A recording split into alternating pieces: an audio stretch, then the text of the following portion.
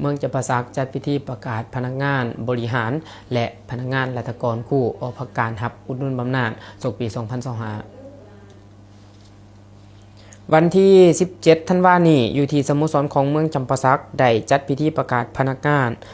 คู่และบริหารออกพักการรับอุดหนุนบำนาญประจำปี 2025 โดยมีการเข้าร่วมของสหายสุกิตาอินทจักรรองเลขาพรรคเมืองประธานคณะกรรมการปกครองเมืองมีพนักงานและแขกรับเชิญที่เกี่ยวของเข้าร่วม